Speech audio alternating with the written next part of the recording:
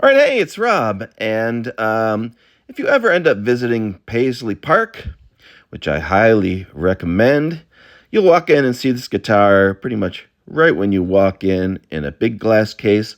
This is, of course, the guitar Prince was most known for playing during his amazing career. It is a copy itself of a Fender Telecaster, kind of an oddball guitar. Matter of fact, the guitar he had was probably only made in, very small numbers. Maybe a couple hundred were ever made. And somehow he ended up with this thing. And it's, like I said, the iconic guitar that he is most known for playing. This is a Hohner Mad Cat. Again, a Telecaster copy with some interesting appointments. Double binding on the sides, tortoiseshell binding, a tortoiseshell pickguard there around the bridge pickup, a skunk stripe in the middle of the body. Just kind of unusual, unlikely, like I said, they were made in very small numbers. So originally the company that made them, I believe, was called Moradaria or Morris Music in Japan. The brand they used was called H.S. Anderson, again, trying to make an American-sounding name for a Japanese guitar, just basically a Tele ripoff. And at some point, they branched out from H.S. Anderson and they made guitars for the Hohner Company. They only made, like I said, a handful of these guitars, and somehow Prince ended up with one, and this was the one that he really just felt like he was able to express his musicality the best with. And that's what's hanging up there. He, of course, owned many of them. He had guitars that were customized by other builders. He had one that would shoot out, dishwashing detergent. It was routed out. And so he had probably dozens of these during his career. And it's just very interesting that now, when you go on eBay, and we're going to take a look in a minute, there are literally like thousands of these things. They're all counterfeit, of course, because there are so few originals. And it's a counterfeit of the guitar that was knocking off a Fender guitar anyway. So it is just a big convoluted mess. And we'll just talk about, what's available on eBay, other manufacturers that have made this guitar through the years. And once again, you can see here the tortoiseshell cover around the output jack and the double tortoiseshell binding, as well as that skunk stripe in the earlier picture, not just through the neck, but through the body as well. And they're definitely cool looking guitars. I would love to have one. I'd, would think about spending a couple $100 to get a knockoff and see if it's any good, but I just don't have the cash right now. Anyway, so here we go to eBay, and you will see, like I said, hundreds, thousands of listings, maybe a lot of them are duplicates, of this Mad Cat guitar, somewhere around $250.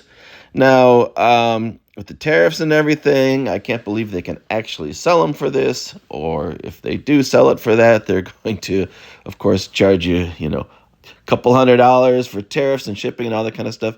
Right here, I'll stop here, is a Bill Lawrence Mad Cat. You'll see that's a lot more money. Bill Lawrence made a copy, basically, of the copy in the 80s. Right there is a Morris that was made an original Morris or Moradera guitar. They've made them sporadically over the years. Of course, the ones worth the most money are the ones right here, like this one for $12,000. That's an original made in the 80s, but like I said, they've made them throughout the years. They've made them as recently as a few years ago, and they tend to go for a couple $1,000s. And then you have just this morass of listings here where they're all fake, cheap knockoffs of that oddball guitar, right around $250. So certain brands have made copies of this guitar over the years. Firefly has one out. Eastwood has one out.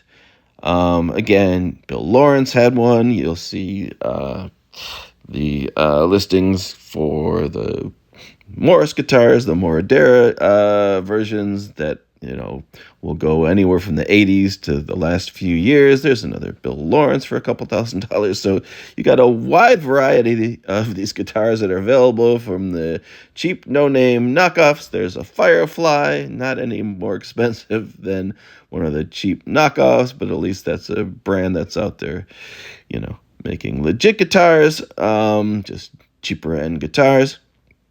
There's one like right there with different pickups, a couple $1,000s, the Firefly again.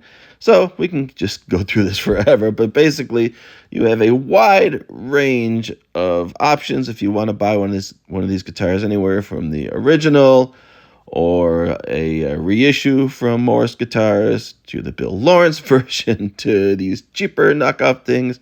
They are all over the place, and it's just crazy. I don't know why eBay allows this, except that, these guitars are so hard to find and so obscure to begin with that knocking them off, it's not as obvious as if you just make a bunch of fake Telecasters or whatever, but clearly most of these listings are straight from China guitars, knocking off the trademark and knocking off, all of the attributes of this guitar that made it interesting and made it what it was, just riding on the coattails of Prince.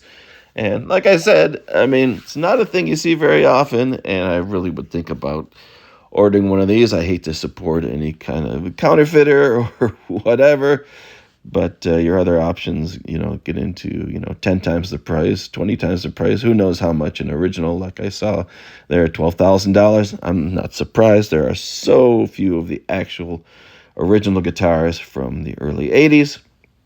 And there's the winner right there, $109. Good luck actually getting it, though.